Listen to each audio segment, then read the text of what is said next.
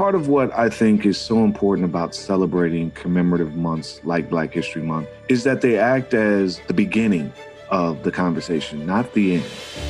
This is a great way to get people engaged around really important issues and interests within the Black community. And I think people are going to be really impressed with the diversity of films and events and the ease of access. We've worked really hard to make this a really accessible program.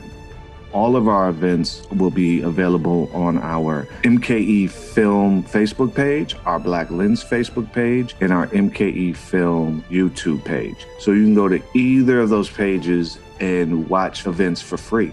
Our films will be available on our watchmkefilm.org page from February 1st through February 28th.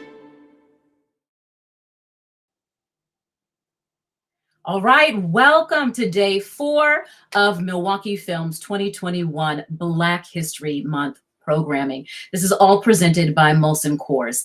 I'm Shannon Sims from TMJ4, and for the month of February, you'll know that Milwaukee Film is dedicating its new programming to films and events that will celebrate, honor, and elevate Black culture and traditions.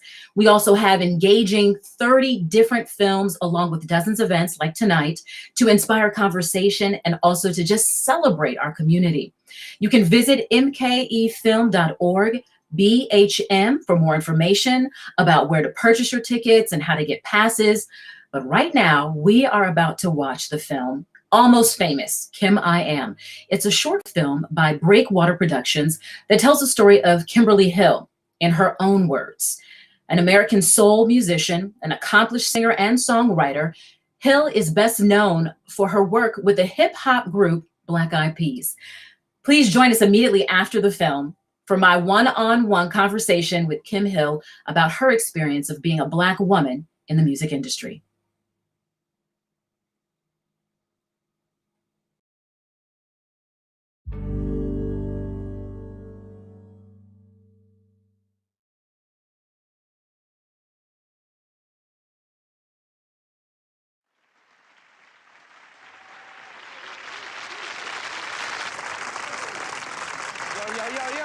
What's happening? Welcome to the show. Yo, let me get everybody's name. will.i.am. What's up, y'all? This is Taboo Nawasha. This Apple Diab. Kim Hill, featured vocalist. All right. Now, how would you describe the whole Black Eyed Peas musical concept? Yeah, they got rid of the Black girl, that they never made a part of the band, and then they got the white girl, and they made her a part, and they blew up. It's like, no, that's not how it happened.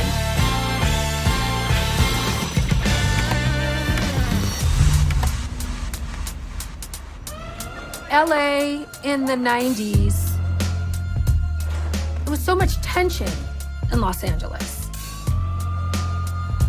The narratives of hip hop got to be far more violent bitches and hoes.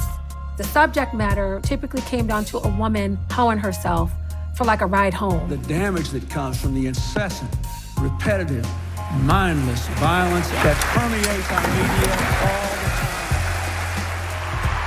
By now, you've got Dre and Pac. They were really speaking the truth. Their friends were drug dealers or pimps. Like, this was real stuff. It was still jarring, though. Like, a lot of the music and the rap, it was very degrading. And my 20-year-old self knew that it was degrading, but the beats were so crazy. And when you walked in the club and it's like, 1, 2, 3, into the, oh, you're like, everybody, you know? And you listen to the lyrics, you're like, well, I know I'm not a bitch, so he can't be talking to me. I grew up in Syracuse, New York. My first memory of music, I just would sit in front of the TV. When Soul Train was on, it was like, I'm here for every bit of it.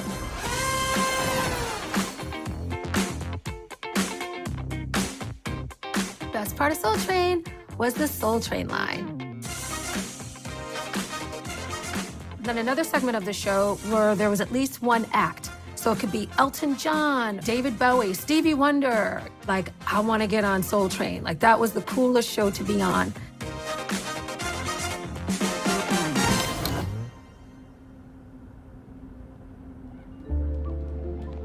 My mother was a single mom. Yet my life was privileged. We were Black kids growing up in the white suburbs. So I always kind of code switched right kind of in the middle of those two worlds, praying that those two worlds would never collide. And I remember my 16th birthday, and my mother was like, we can't have two parties. So what are we gonna do? I remember being terrified. I was hiding out at my own party. I didn't want my Black friends to be like, why are you talking like that? And my white friends to be like, who's that? My mother, I was talking and I was telling her a story, and it was very much like, and you know, and like, and I don't even, like, my mom would stop. Where's your voice? Where are you?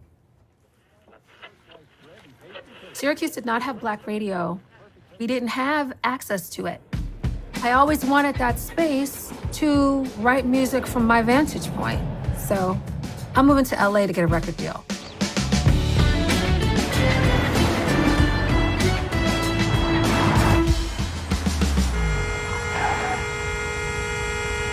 Oh shit, it has to work out.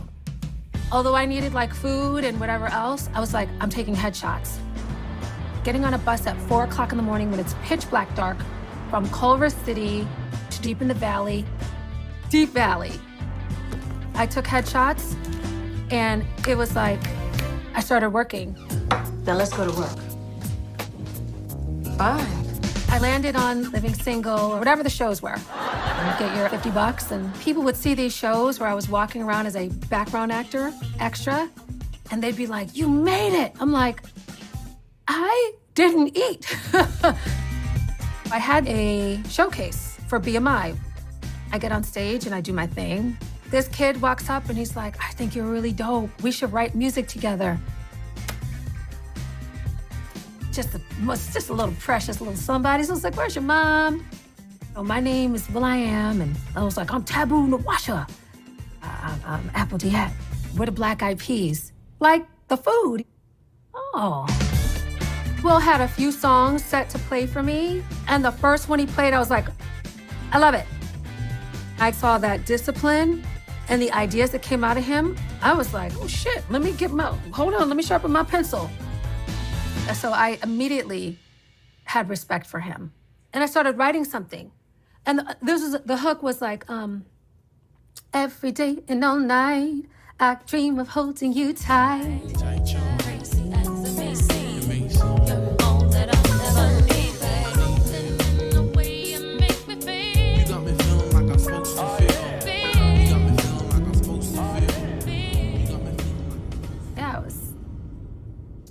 It was enhanced by us having this like big sister, little brother kind of thing. You're one of us. You're coming along on this ride with us. With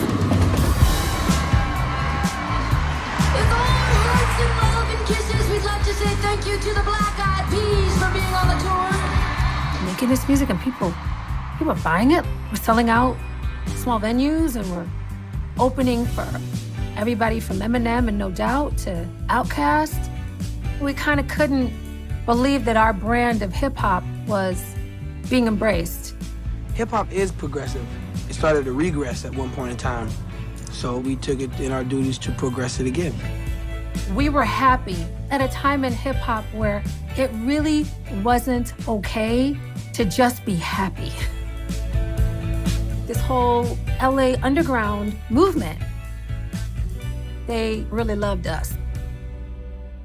I did not feel like there would be pressure to be anybody other than myself. My name is Apple, yeah. My name is Taboo Nawasha. My name is will.i.am, and we the Black Eyed Peas. That's the joint, that's the jam. Turn it up and play it again. For these three, we rocked the House of Blues, and then they got to go back to East LA. With gangs and uncles in jail, and I was in my 2-bedroom apartment with my quirky roommate living in Hollywood, like looking at a hair magazine, like, if I put enough coconut oil on my ends, I can shake it out and it's all crinkly. Like, you know? From right here in Los Angeles, let's meet a mad, magnificent rap crew as they join us to do their latest single. The song on the Interscope label is entitled Joints and Jams, and they're known as Black Eyed Peas. When we were asked to do Soul Train, I was pinching myself. Wow. People on Soul Train would lip sync. We were like, no way, we don't sing the track. And it was this big deal.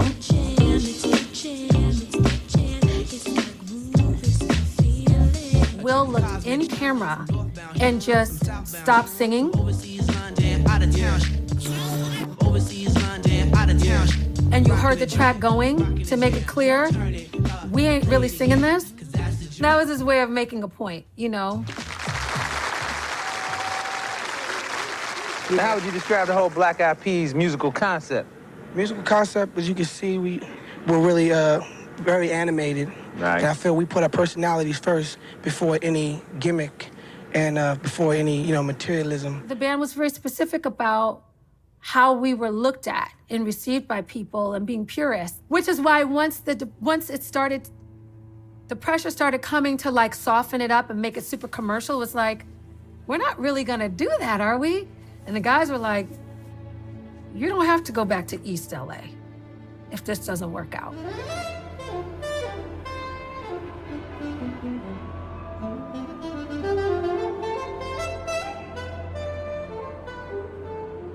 There was new management now, so there was a whole different set of expectations and pressure.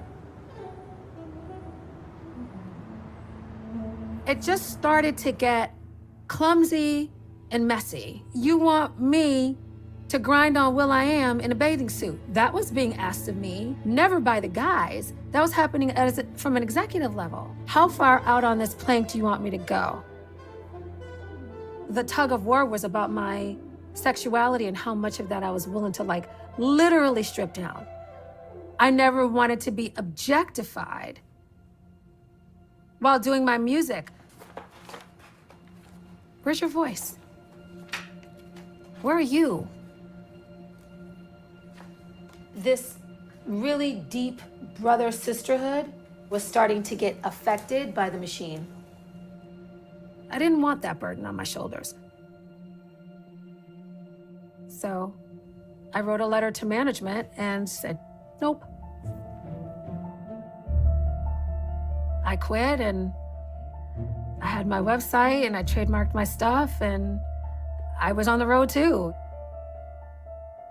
It was inescapable. Oprah was like the coolest band on the planet. I was like, no, no, no, no. The Black Eyed Peas! Oh my God. I mean, I couldn't go anywhere. With 3 Grammys and more than 27 million albums sold worldwide, the Black Eyed Peas are way ahead of their time. 2008, you sold 2001.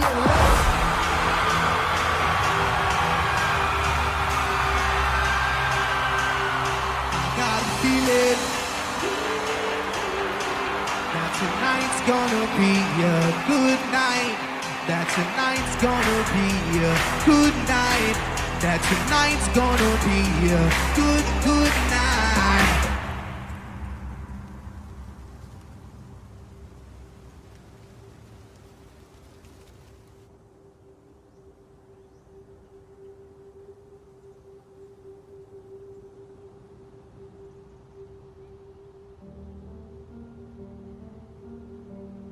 I was going through a separation. And I turned on the TV and I saw Will was so happy. And I was like, whoa, he did it. And I called and I was like, I'm away, I'm going through a tough time, and I saw you on TV and you were happy. And I just need you to know I'm happy for you, like, you did it. He spilled and he was like, I really miss you. It's different. And I just knew we'd be fine. No one handed them anything. They worked their asses off. They deserve it. They deserve it.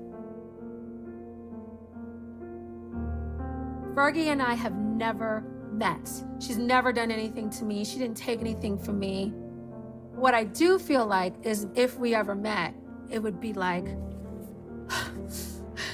an embrace with a hug and a deep breath, because I think we just kind of know something about being that female and that construct, and that is, it's tough. But I was there for that part of hip hop that was kind of the last of it, you know? And it's like no one can ever take that. So.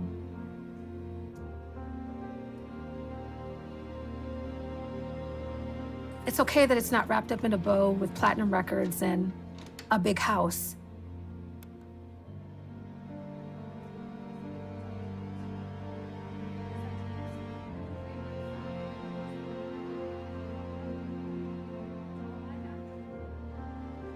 I have my happy.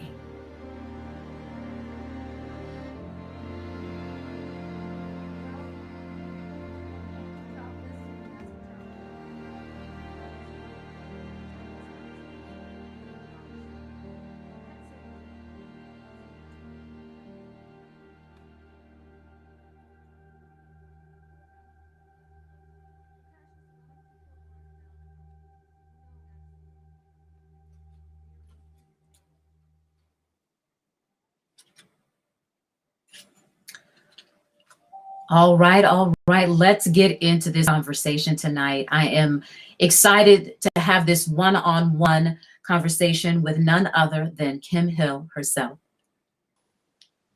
Hey, Kim. Hi. Hi. How are you? Hi, everybody watching. Yes. And please know there is a live chat. So if there's a question you want to ask, I'll be able to see it in the live chat. Just make sure that you send it there and I'll get your question to Kim as we go. Kim, the first thing is, some may ask, why did it take so long for you to tell your truth in such a bigger platform? Because you had been speaking about it for years. However, when it was approached to you, New York Times, why in 2019? My mother raised us, I'm the youngest of three, to understand time and place. And it just never really felt like the right time or the right place. And a lot of the outlets, I never know where to look. A lot of the outlets that approached me really wanted to sensationalize the story. And I was dealing with a lot of personal pain around my leaving and what all was involved. And I wanted to make sure that I was actualized in that space so that I was able to really speak from my truth. And it wasn't, the optics were right. I was very concerned with protecting myself and the story so that I could say it in a way and tell it in a way that was really authentic, but that was triumphant. You talk about in the short, the control that you wanted to maintain, the authenticity of yourself as an artist. And I wonder, it's interesting how the machine doesn't have the lived experience of much of the creatives that they represent, but yet they seem to know what people want to consume from those communities. I love that. That was slick. They seem to know, right? Because it's these assumptions that people that don't come from experiences of many of the artists that are on their rosters, whether they're marginalized or female or male or anything else in between, that they know what's better or what the masses want to hear from that particular artist. And that's highly problematic. And it was even more problematic before social media, which is when I left. And you didn't have access to platforms to really speak on anything or even kind of like, spill out little tidbits. And so, yeah, that's always been the case with us, which is why, and you'll probably get to this, they choose other people to tell our stories because it's just easier on the palate. Right, it's easier. Yeah. So how much control does an artist really have in this music industry, or did you find in your early 20s leading on to where you are now?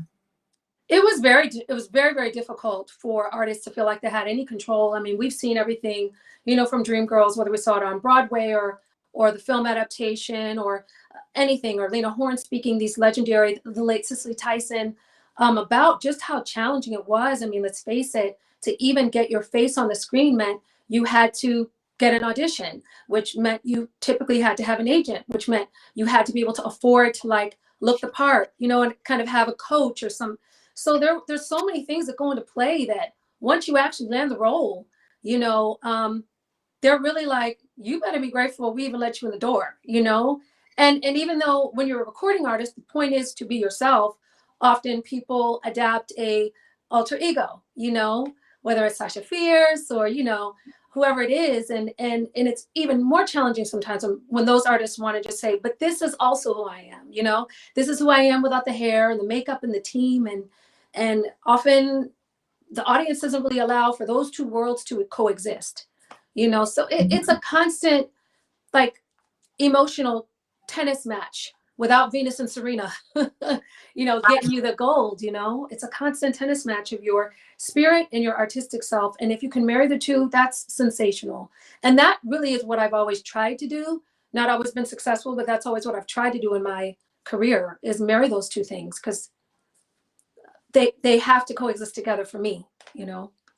And you talk about they have to coexist, but we see a lot of artists, once they get in the door, like you said, you have to have all of these things to get in the door. Yeah. But it's almost, you've got to have that constant pull and tug of who I am as an artist, what the record label wants, what the people want. And a lot of times you see artists having breakdowns or not being authentic to themselves until they've done everything that the record label has wanted. And it's, you're famous enough that I can do what I want to do. I mean, could Beyonce have done Black is King when Destiny's Child was just making 2 million records? You know, could she have done Lemonade and had all of that artistic control in Homecoming? Fantasia, another artist who now is like, this is who I am. Yeah. Yeah. It's amazing to have to ask permission to experiment with yourself or to grow beyond what you were the album before. And that's a perfect way to set up this kind of conversation on a broader level. Could Beyonce have done, you know, I Am King? Could she have done that? And the likelihood of that, or even Lemonade, is more than likely not. And that is because of the people that were a part of her career, whether it was her father, you know, having great influence over, you know, what meetings were taken. I remember Mariah Carey doing an interview where Debbie Allen wanted to work with her, and she never knew because evidently her label and Tommy Mottola never let her know that. There's all these missed opportunities that happen. And like for Lemonade, for example, Beyonce needed to become and evolve a woman that would actually experience those kinds of things in a relationship. And that takes time. And I feel like often, especially with Black women, and we see this with Black little girls, it's like completely constantly trying to over sexualize them and make them provocative and grown. And we should be able to allow the cycles of life to, you know, engulf us and us to be able to embrace them, and they unfold in a way that doesn't make us feel so rushed. You know, at 50, I feel like I'm just getting, like, you know what I mean? I'm just getting to the good, like, bite of that juicy, I got vegans on the call, but like my juicy, like Kobe steak, you know what I mean? I'm just getting to like the good stuff where it's like, you know, I'm just getting there. And, you know, but it's because I pulled back from so much of the stuff that would have been extremely controlling, where I would have missed those opportunities. And I just did it at my own pace. You know, the payoff is that the fame or like all of the eyes on you isn't necessarily there, but I wouldn't have traded that because I'm sane, I'm sober. You know what I mean? I can still like show up at my family dinners and not hide my face. My mom's on the call. I'm going to do my best not to curse because that's like my favorite thing to do. But, you know, I always tell them, like, if that's all I'm doing all right, you know? So. Most definitely. But, you know, when we talk about the sexualization of Black women specifically, that has historically been the narrative that has been placed on our shoulders. How do you advise those who are in the industry today to not take on that burden and to, as you said, you know, authentically be yourself and be feminine in all true womanhood? Yeah. You know, what my suggestion is and has always been, you have to be able to find a space that's safe for you. Everybody's not safe in their home, you know, depending on how you grew up or the people that were in your home, or, you know, sometimes parents are on drugs or in shelters. And so wherever you can navigate to find some place that's safe, a church or a community center or an auntie or grandma, you know, you have to allow yourself like 5-10 minutes a day to just be still and connect with that person, because that's the quiet, sweet, innocent spirit that's going to have to speak up when you're in these meetings with these sharks, because they do not want anything from you other than to drain everything they can possibly get from you. And when they're done with you, I promise you it's on to the next thing. And even when you're at your height, they're already like, she's 35. I think I see 2 wrinkles I didn't see last time. They're already kind of doing the countdown, and there's already somebody kind of coming in the door. It's a revolving door, the way that this industry is set up. And you know, so what I've always told young women is, you know, you were born perfect, even with your flaws, even with your insecurities. And you just have to have faith that if you're blessed enough to see another year, that you should be able to find those benchmarks within yourself to like move yourself to the next level. They can't be defined. And let me just say quickly, 9 times out of 10, when you're in these rooms, you're in them with men with yarmulkes and ascots and buttoned up shirts and ties and argyle socks and hush puppies. And you're asked to be in there in a bikini and some panties. Now, if you're okay being in there with some bikini and panties on, then that's fine. But if that is not your vibe, you know, if you feel convicted, that's the thing that should be, you know, those kinds of meetings would shoot me out of a rocket. And I have always loved my body. I'm a former dancer, a modern dancer. And so being in a, you know, tights and a leotard has been the land of my familiar, but that's on my terms. It doesn't mean that you all get to be fully dressed and everybody gets quiet when you walk in and your heels are clicking. Like, why am I the only one naked and cold? You know, you know, and there's certainly plenty of women in the industry that really push the envelope with their sexuality, and it's great, and I celebrate that. But that has to belong to you. You know, that has to be your agency that you hold for yourself. So that makes me think of, to thine own self be true. Be true. Absolutely. You know, and bring a little kerchief. You know, I was raised in the church. We put a little kerchief over your little knees if your skirt was too high, you know. Most definitely. Most definitely. So let's go ahead and get into it. Yes. In regards to Black Eyed Peas. Yes. When you first were a part of the group, and you mentioned in the series that you were with the group, but you weren't a part of the group. Explain that. Yeah, so when I joined the Black Eyed Peas in 1994, 1995, this was like their second incarnation. They'd been at Ben Clan prior to that and had a deal on Eazy-E's label. And I was pursuing a solo deal. So it was always like understood that I was a soloist and they were the group. And in all fairness, I was asked on several occasions to actually be the 4th member. But it was complicated because Jimmy Iovine gave will.i.am a label, and I was the artist that was signed to that label. So it kind of didn't make sense. And I didn't want to feel beholden to the kind of like athleticism and, you know, crowd surfing and all the stuff that we did in like this kind of underground hip hop movement. I was playing guitar. I liked my boas. You know, I had my little quiet folky thing that I was doing too, that I didn't want that to just go away. So I felt like it was the best of both worlds. You know, I was able to do both things. So I was a part of the group. Let's put it like this. I was a part of the group in that when it was time to go on the road, when it was time for shows, within the whole 5 years I was there, from the minute I sung one note with will.i.am to the minute I sent that letter to management, no one questioned if I was getting on the car, if I was getting on the plane, if I was at sound check. I was the girl, period. There was no, you know, so that's kind of how you can sum that up, you know? And then when you, like you said, you made that decision, you were feeling boxed up against the wall to make a decision or to become something that you weren't. So many things. And you know, I was in my 20s. I was evolving and developing and finding love and falling out of love and finding my independence and, you know, what apartment was I in? And when you're on the road, it's very disorienting because you're always gone. I mean, for 5 years, I was living out of a suitcase, you know, and part of this 20-year process of not fully actually telling this story was because there was still that 24-year-old that didn't feel safe to fully like speak on how much stuff I felt was really corrupt and shady and in fact I did speak on it, but it wasn't like I was really supported in it, you know, because I was the only female. So it was always minimized to, here she comes, you know, Kim X. That was like a little nickname. Here comes Kim X. She's always trying to like bring the Black politics in. It's like, well, we Black, and we should be looking at this through the optics of race, because the suits have come in who don't look like us, that don't know what, you know, it is for your mom to live in the projects, or for me to have, you know, a grandmother or a mother. My mother picked cotton. Let me repeat that. My mother is alive and well at 80, thank God.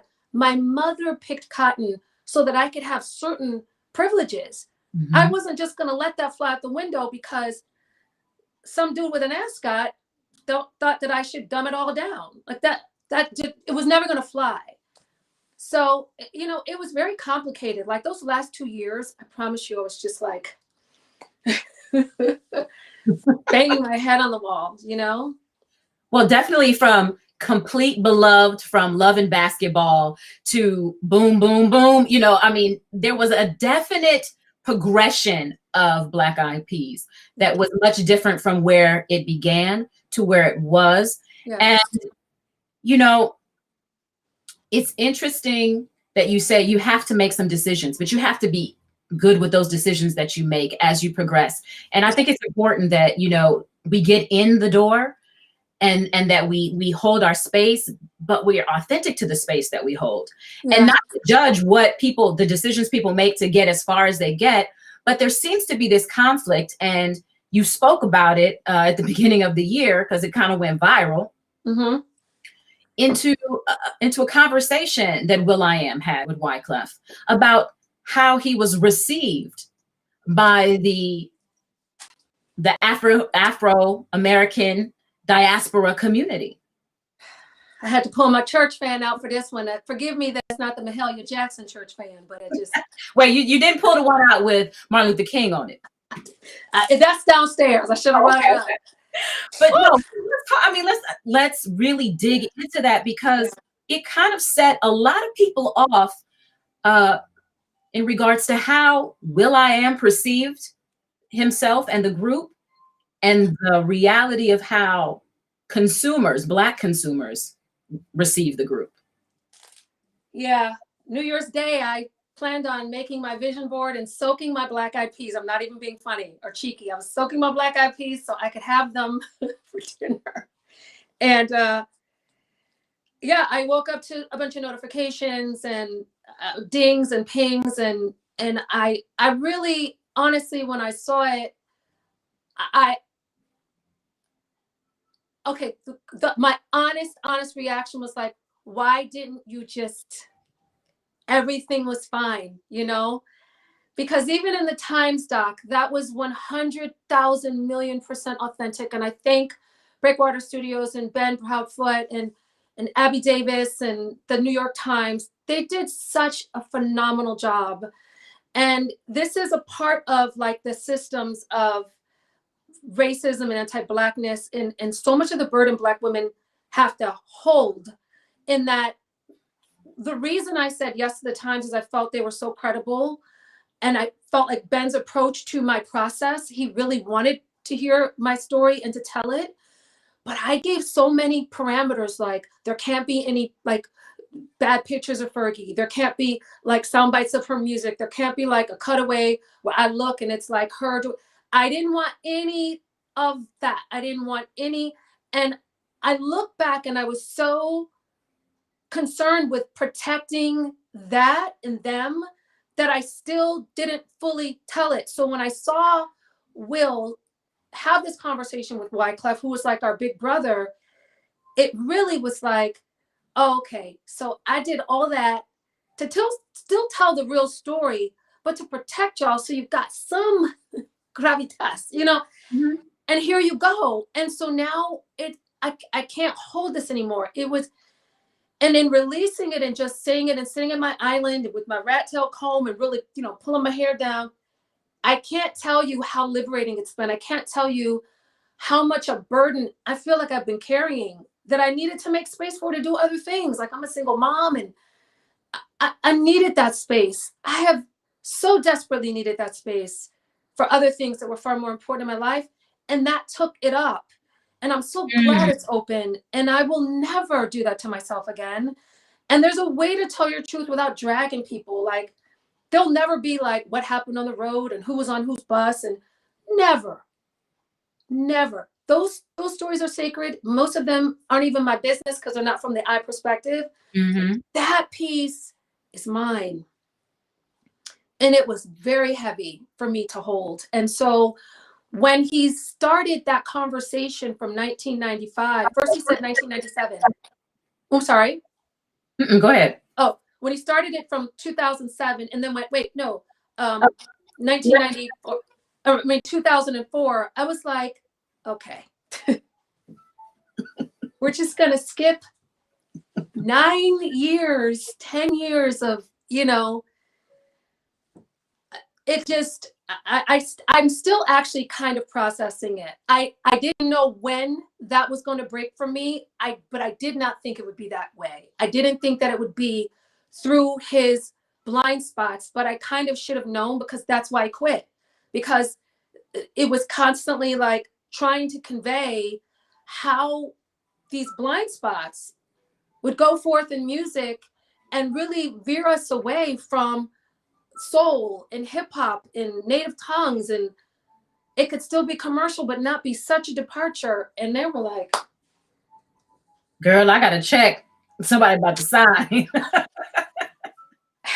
And man, let's talk about those checks. It's like we were eating, like, some people are like, yeah, but everybody's got to eat. Okay, you can have caviar once a month. You don't have to try to make it so you eating caviar every day. And it's not for me to determine how people live.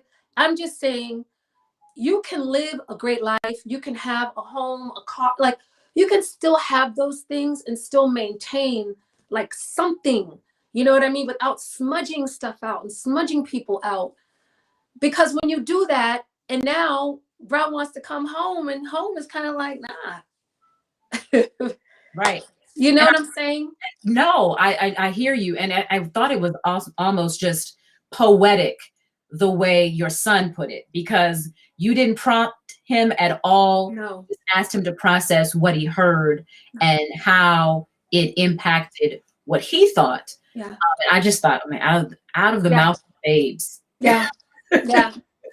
My son is, his name is Cassius, and he possesses, what greatness and champions are made of. And I wish I could take all the credit for that. I've got the stretch marks, trust me. But when I showed him, and it was after some hours of processing it and going, are you really gonna, like, I love Jada and her mama in Willow, but I have the red table. So I took it to the Home Depot concrete marble thing I have in my house. I took it to the slab. And when I showed my son, he was like, whoa, wait a second. It has nothing to do with Black people not embracing you because you've become a commercial success or making this money or you got too big. Like, that cheapens us. It's because you was a Black girl in there and you replaced her with a white girl. And after that, Cassius was on the way upstairs to get his Biggie hoodie. He was like, let me put on a hat and can we get to this conversation? Right. But it's interesting because he did make, and again, this is will.i.am speaking to Wyclef about how he was disappointed that he didn't feel the Black community received Black Eyed Peas as a Black group. And he likened it to the fact that they had made international success.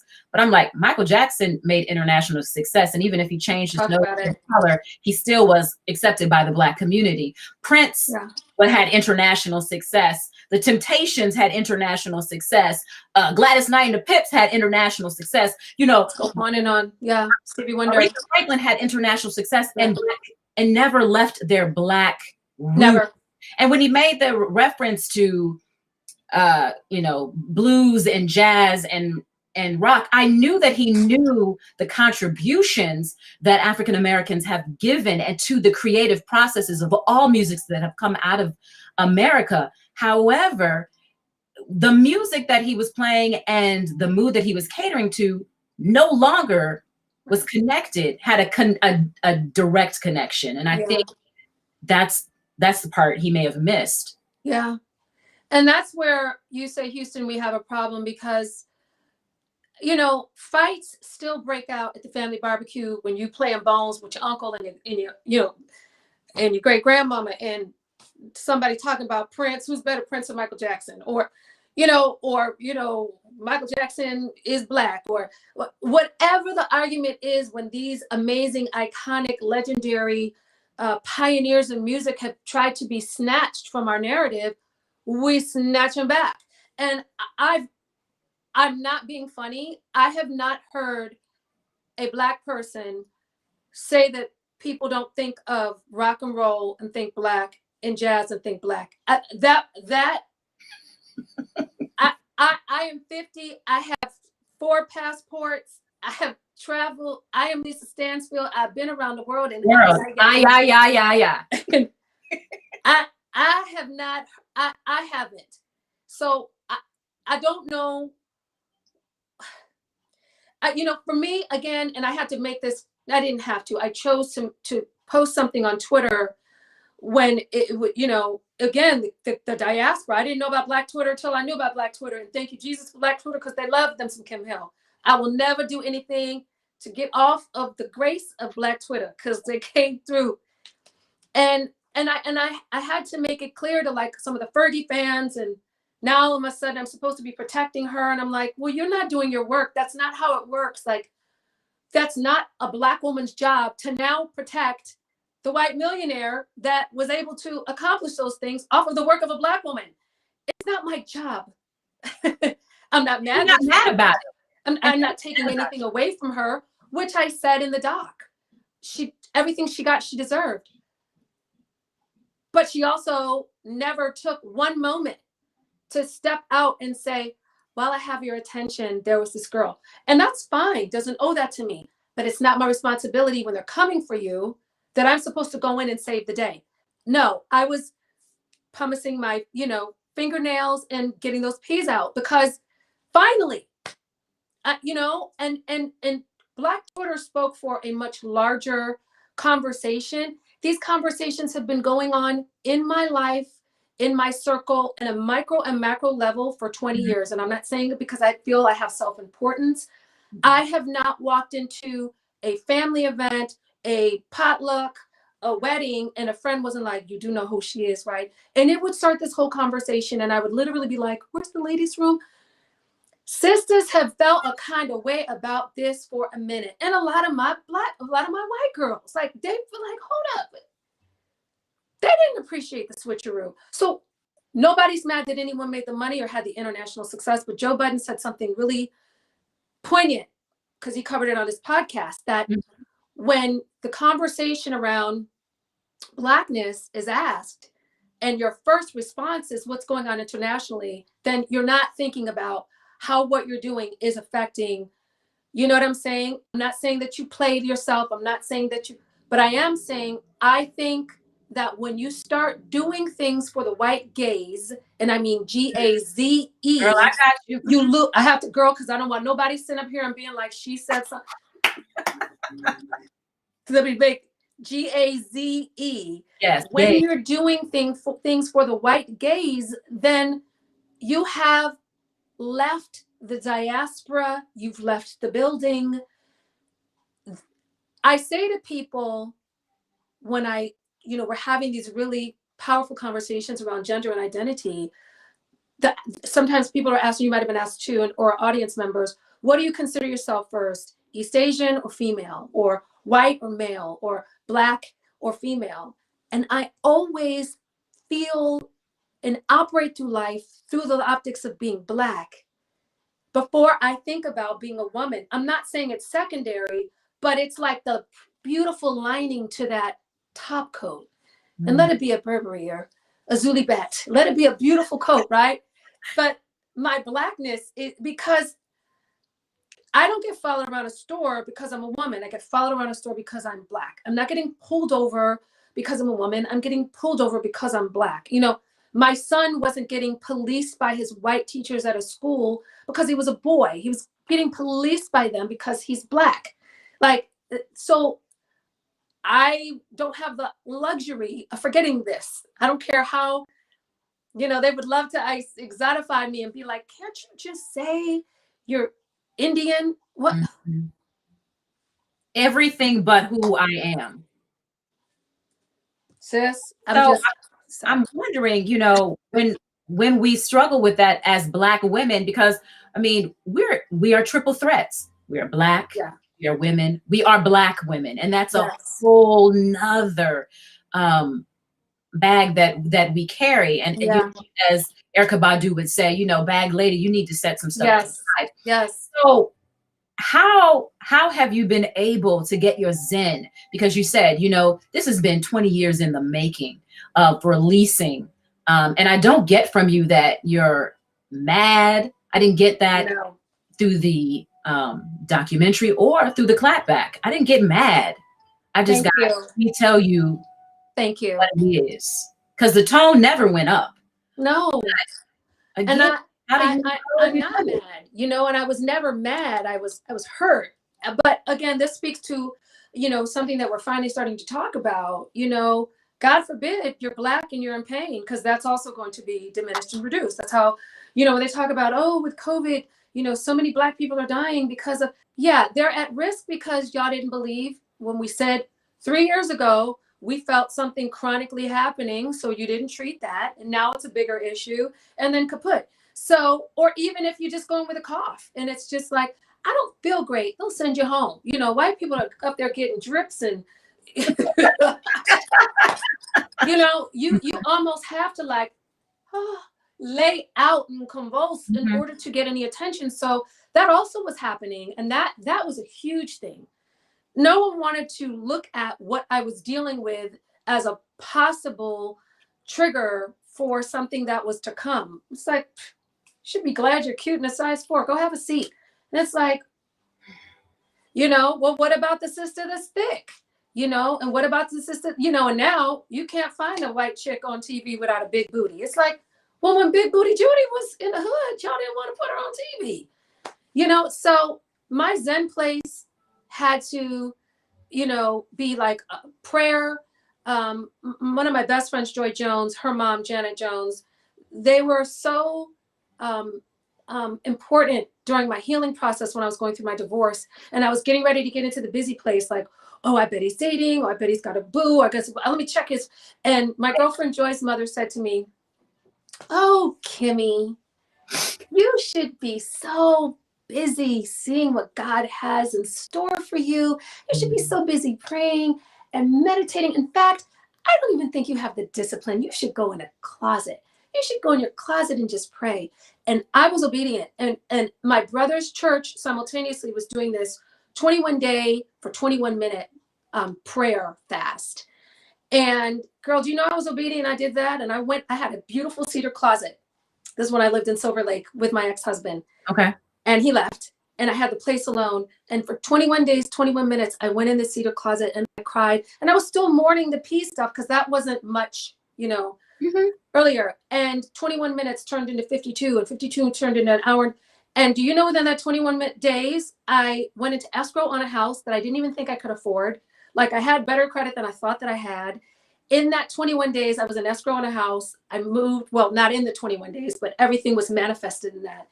And I really started to heal. And that, I've never left that. Like, I've never left, like, you need to find time to sit, to meditate, to pray. If you don't have a spiritual practice, then just be quiet. Just go somewhere and be quiet. And if all you hear are like the chirps of the birds, then that's all you're supposed to hear. Or, you know, because you will get a lot of answers. You will find great depths, and you will find so much strength. And because that strength has to come from inside. You know, the things that are outside of you are temporal. They, I promise you, they're fleeting, and they're great. And they're great for like posturing. And sometimes you just need that. You need that new jacket. You need that cute boy. Like, you know, But you also need that inner peace. Yeah. Because you got to go home and wash your face. That's so true. You got to wash your face. You got to take that off. And so I always, and even in this house, it's like 5 closets. It's like, I don't have an excuse, you know? So I hope that the women on this live, as well as the men, are really hearing what you're saying about permission to heal, because Yeah. a lot of times I think that women, we take on so much that we don't leave anything for ourselves. And then we don't give ourselves permission to grieve, permission to mourn, permission to just release. Yeah. Permission to admit you're in pain, like you're not okay. Like you actually may need to see somebody. You know, my son and I speak very openly about it. We did family therapy 2 years ago, and I had all these ideas about what was going on with him. And while the systems of school and the bias that he was experiencing was really just like harming his person, when I'll never forget this one day, our therapist was, his name is Jeffrey Cox, shout out Jeffrey, black male here in the New York tri-state area. And he goes, "Hey, Cassius, hold on one second. Mom, do you see what you're doing?" And I was like, "What?" And he's like, "That." And even with that, I was so afraid of what truth was going to come out, because I was like making him go to school and like not listening to him when he was like, "I'm in pain." I'm like, "Put your head down and do your work." And he was like, "That's why he's not comfortable telling you. We could have gotten to this 3 months ago." And I was like, "Oh my God." And I promise you, within a week, the anxiety started to diminish.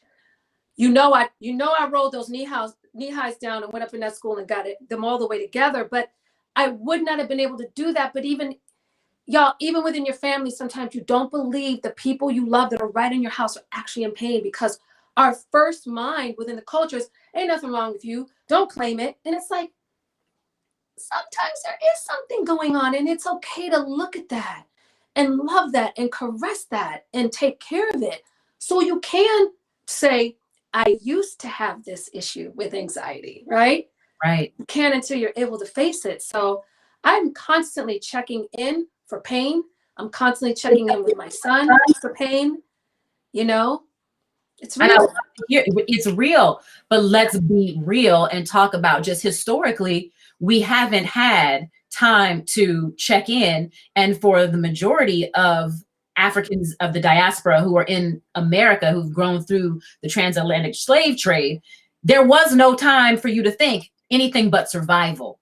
No. And so I love how you're saying you're open to talking about therapy, group therapy, and listening and letting your son be true. I want to make sure that I get to Doc B, who says he wants to know where he can hear, support your music and any other projects you've got going on. Oh, thank you. Yes, that. So it's up on Bandcamp under Kim Hill. You know, it's so crazy. I promise you, before 2021 is out, I'm going to put everything on all platforms. I own all of my publishing, and I never really had an answer when people were like, "Well, why isn't your stuff like widely available?" Until I was quiet. I was praying. This was about a week and a half ago. And the Holy Spirit just kind of showed me, like, because now's the appointed time. My work would have always been compared and played down to what was competing in the market with the peas. And it's not supposed to stand against it. It's another body of work that's a part of the conversation. And people still might do it, but I'm so evolved in my growth that it really doesn't matter. Because see, I would have still been protecting people and not really wanted to say a lot. And you know, even my friends would be like, "Why don't you say something?" I'm like, "'Cause you know, and that's enough. You know, don't you say that." Right. You know, but now I just, it's still all love, but it's like, I was able to release it. So there will be music coming, and there are some projects that, you know, I've been holding on to, and I'm excited to share them and get back to that. But I have been, you know, working throughout these years, and I did a beautiful independent film called In the Morning. And, you know, I've released things internationally and remixes, and I've been very, very, very blessed, you know, but then it soon turns into, "Well, why can't a label put this out?" And you're like, "'Cause we'll be back to the old thing, you know?" Oh, okay. So you still want to remain independent? Yes. And that's not to say that every label is bad. There are people that have made major releases, independent releases on major labels, or indie sounding music on major labels, and have been hugely successful. You know, there's just, I've had 20 years of life and I've enjoyed it. You know, I'm a kidney donor for my brother who is alive and thriving, and I can't even keep up with him. And I'm a mom and a single mom, and I had custody that I was dealing with for some years. And, you know, I think the thing I want people to know most about me is I am no different than everybody else that can look back at 5, 10, 15 years and be like, look at what I've come through.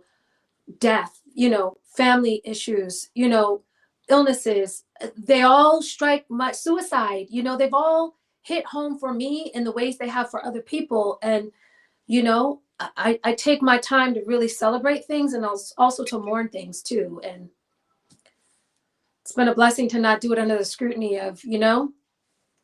Most definitely. Tell me, right before we go, I want you to tell me about the necklace and the tattoo that you have, what that represents. Oh, I can never figure out how to. So, can you see that? That's my logo. I have a natural body care line, and these are my tattoos. My mother's, again, she's thrilled. That's my profile. And I love headdresses and feathers, but not to appropriate. I just had my designer push them forward. So life is always moving you forward. And next of Kim is a natural body care line that's turned into a lifestyle brand that I started in 2017. I started making natural body care products when I got pregnant with Cassius, and we were in an epidemic. This was 2009. It was the swine. It was either the swine or the bird flu, one of the two, because they kind of were right side by side. And they wanted pregnant women to get immunized. And I didn't feel comfortable. There wasn't enough research. And for some of the women that did, they had stillbirths or they didn't make it. So I was like, I don't want to do that. So I started making stuff, and it really helped with like my stretch marks and my elasticity. Then I started making deodorant because I have my own feelings about metals and the things that are in a lot of the commercial deodorants. And so some years went on, and people were like, hey, you're the mosquito miss lady, and hey, you make the deodorants.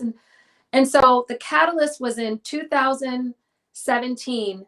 Dove, and you might remember this, ran an ad.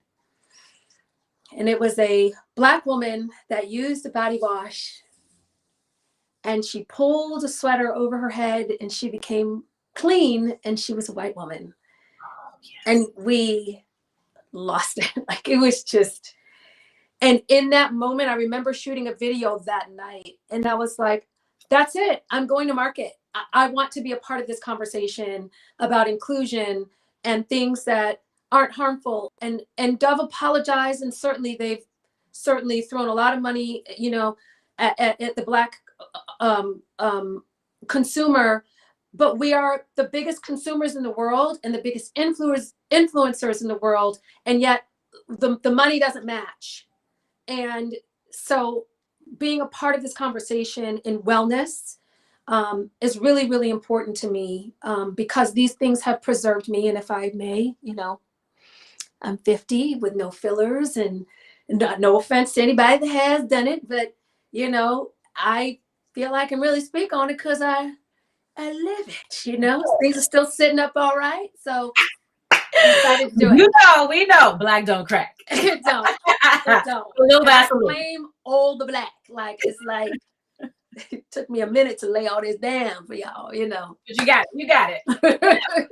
Kim, I have enjoyed this time with you. I will no longer, and I hope that the people who have watched our conversation will no longer say Kim Hill, oh, you know, the first woman in Black Eyed Peas, but now we'll say Kim Hill, the entrepreneur, Kim Hill, the creative, Kim Hill, the mother, Kim Hill, the woman, Kim Hill, who has found her happy. Thank you so much. Yes, I have my happy, the multi-hyphenate. Thank you. And thanks again for screening this film. Shout out to the Milwaukee Film Festival. To you, you are beautiful, and may you be blessed in all your endeavors. And this is just a powerful moment. And thank you all for making this film. Still, I mean, it's like between all platforms, it's like over 10 million views with this film. Like, it's crazy. Awesome. So, thank you. Very exciting. All right. See you, it gets girl. better, millennials. I promise you. You be good to yourself. You be good to others. You tell your truth and find a way to speak it so it's self-affirming and not, you know, hurting people. And those wrinkles will be at bay for a long time. Words to live by. Thank you again, Kim Hill. Thanks, y'all. Thank you.